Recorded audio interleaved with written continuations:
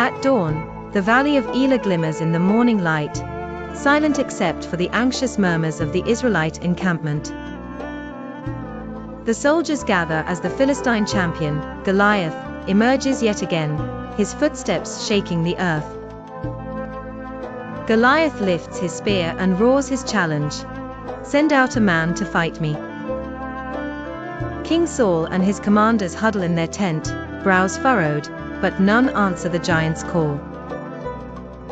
On a hill behind the army, the young shepherd David tends his sheep, distant from the fray and ignorant of the day's taunts. In Bethlehem, Jesse, David's father, listens to daily reports of the war, praying for his son's safety.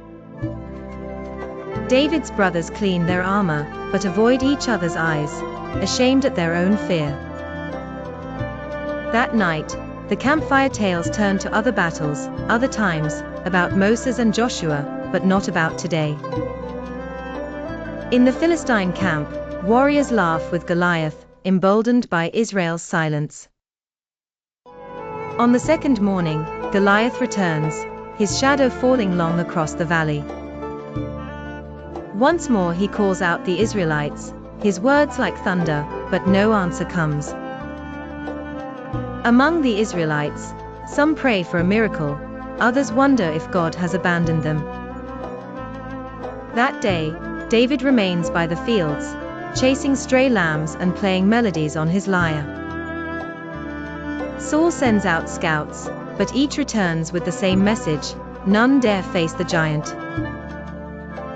Rumors swirl among the people of Israel, that God no longer gives victories, that giants never fall. Mothers teach their children to keep their heads down, to avoid trouble, to hope the trouble will eventually pass.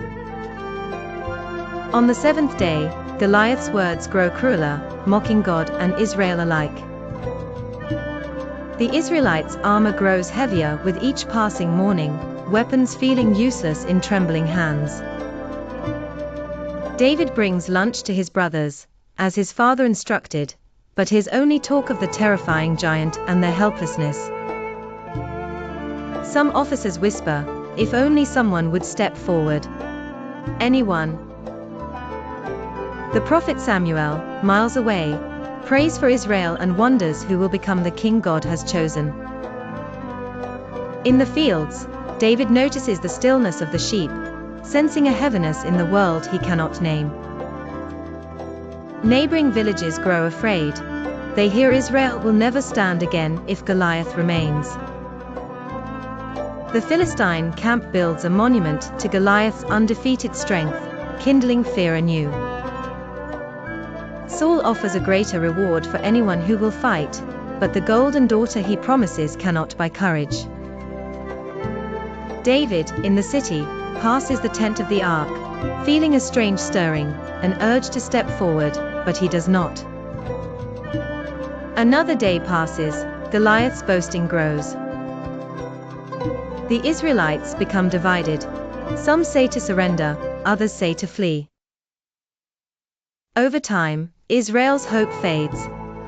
The belief in God's deliverance becomes a legend of the past.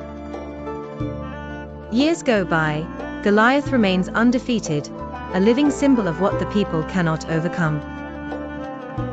David, older now, resumes his quiet life as a shepherd. He has dreams of distant thunder, the call of a giant never met. Across the generations, stories are told not of faith, but of the day fear won.